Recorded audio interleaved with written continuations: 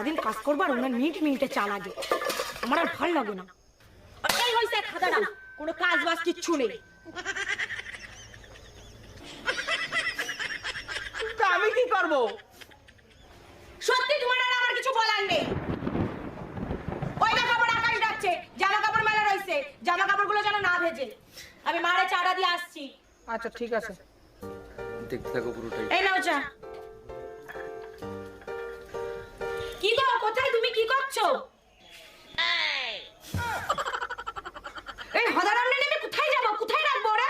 ভিডিওটা ভালো লাগলে তো অবশ্যই বলেছো লাইক জামা কাপড় যাতে না ভেজে, আমি তো প্লাস্টিক দিয়ে দিছি, কেন হয়নি? তোমার যা খুশি তুমি তাই করো। তা আমি এখন কি করবো?